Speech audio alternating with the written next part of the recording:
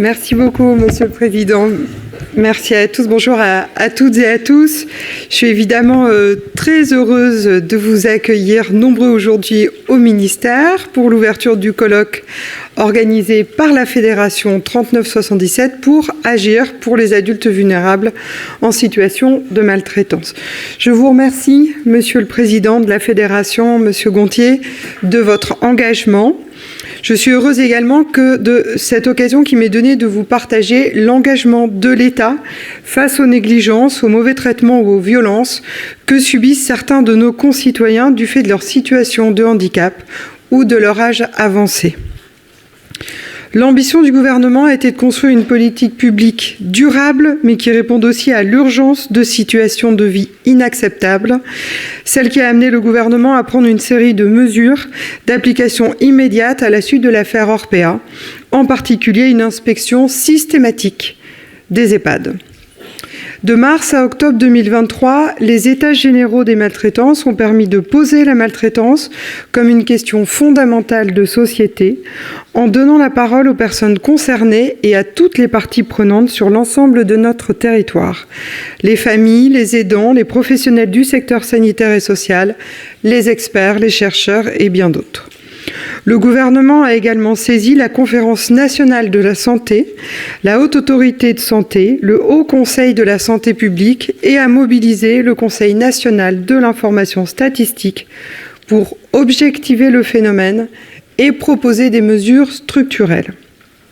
L'ensemble de ces démarches a permis de fonder une nouvelle stratégie nationale de lutte contre les maltraitances, dont les 5 axes comportent des mesures concrètes pour renforcer significativement la prévention, le repérage et l'accompagnement des victimes de maltraitance.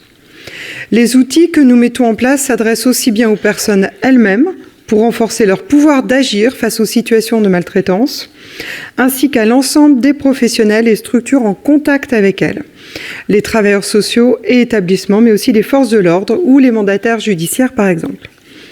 Cette stratégie s'inscrit également dans le cadre plus large d'une mobilisation nationale, interministérielle, des territoires au plus haut niveau de l'État, avec une véritable ambition de société pour tous les publics vulnérables. Je pense ici à la loi Bien vieillir, initiée par les parlementaires, à la loi dite Taquet de février 2022, qui prévoit des mesures spécifiques pour les enfants, sans oublier les nombreux engagements de la Conférence nationale du handicap et du Grenelle des violences faites aux femmes. Cette stratégie vient sceller notre volonté de faire de la lutte contre les maltraitances un objet prioritaire et transversal de nos politiques publiques. L'avancée en âge ou la situation de handicap peuvent exposer nos concitoyens à voir leurs choix moins écoutés, leur liberté moins reconnue, leurs droits fondamentaux non respectés. Connaître ces droits et les voies de recours est un préalable essentiel pour les faire respecter. C'est pourquoi une démarche volontariste d'information sur les droits est mise en œuvre dans des formats adaptés à chaque public, dans une logique de participation et d'aller vers les personnes concernées et leurs proches, en mobilisant l'ensemble des professionnels, structures et acteurs engagés auprès d'eux. Je porte également comme une priorité pour 2025 le déploiement de la communication alternative et améliorée. Une instruction sera publiée dans le courant de l'année qui le fixera comme objectif à tous les établissements médico-sociaux. Sans ces outils pour les personnes non oralisantes, le signalement est impossible. J'ai vu les effets du déploiement de ces outils en établissement pour que les personnes puissent dénoncer les maltraitances dont elles sont victimes et je suis extrêmement attachée à leur appropriation et à leur déploiement par les opérateurs médico-sociaux.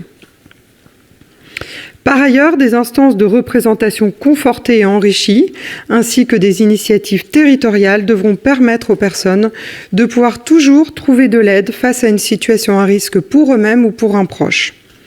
Le rôle des conseils de la vie sociale et des représentants des associations d'usagers est tout à fait clé dans ces domaines. C'est pour cela que nous les confortons. Le respect des droits et la protection des personnes ne se limitent bien sûr pas aux établissements. Il est aussi renforcé à domicile grâce notamment à la diffusion d'un nouveau référentiel élaboré par la Haute Autorité de Santé en fin d'année dernière, permettant l'évaluation des situations de maltraitance intrafamiliale à domicile. Vos travaux sur les tiers de confiance seront particulièrement précieux à notre réflexion.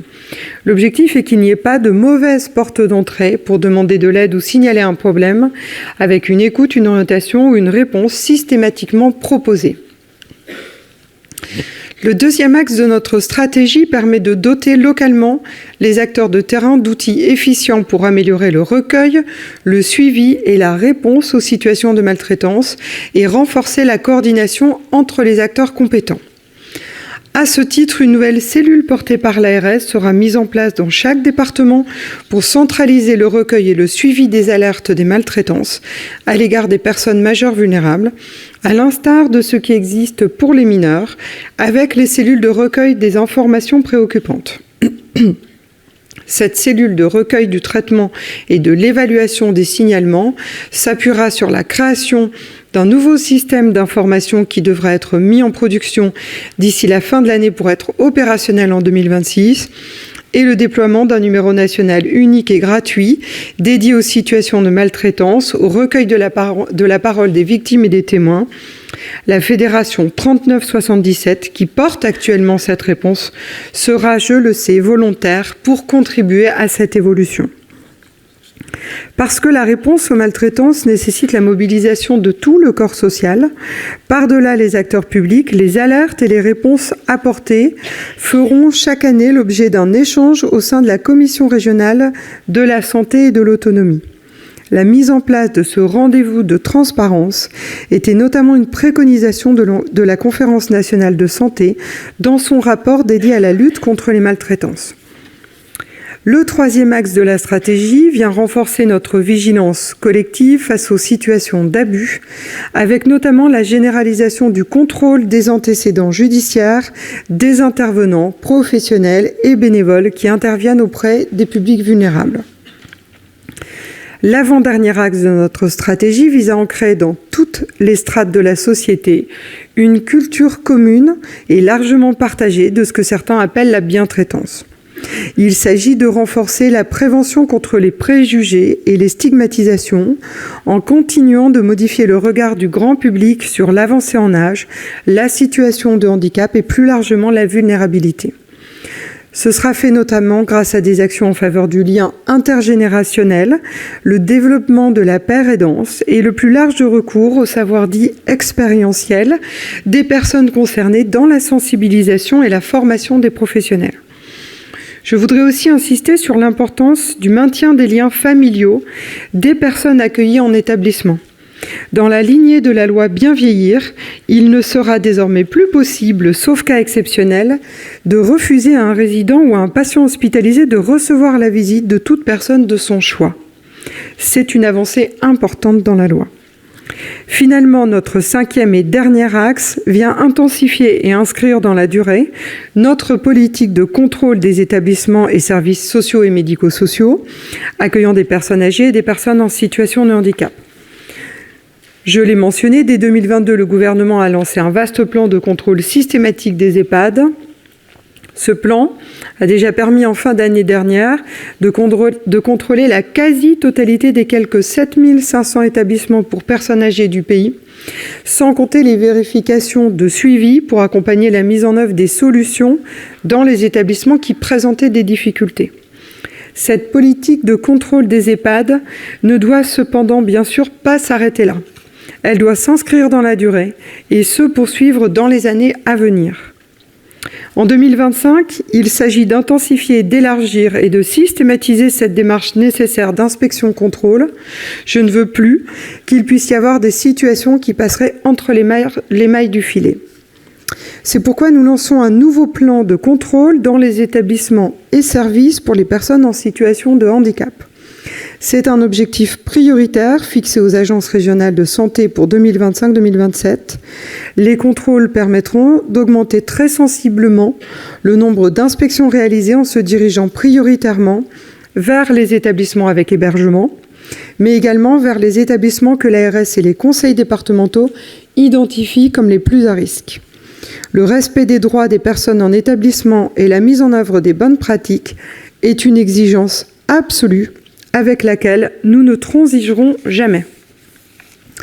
Mesdames et messieurs, je crois que les orientations de la stratégie nationale de lutte contre les maltraitances sont des natures à vous permettre de franchir une nouvelle étape dans notre mobilisation commune. Car je n'aurai de cesse de le répéter, la maltraitance n'est pas une fatalité, mais c'est seulement en continuant d'agir tous ensemble que nous en viendrons à bout. La Fédération 3977 et vous tous qui êtes rassemblés ce matin représentez une pluralité de savoirs, d'expériences et de ressources pour prévenir efficacement la maltraitance et traiter les signalements. Les thèmes choisis pour votre colloque autour de la question des tiers de confiance et des maltraitances à domicile dont les victimes sont principalement des femmes sont autant de sujets qui méritent d'être discutés et approfondis pour construire ensemble des réponses appropriées. Je réunirai prochainement le comité national de suivi de la stratégie de lutte contre la maltraitance et je peux vous garantir que les travaux vont bon train. Je vous laisse ouvrir vos propres travaux en étant assuré que ces derniers viendront encore nourrir nos réflexions et notre plan d'action et pour cela, je vous remercie. Bonne journée à toutes et à tous. Merci.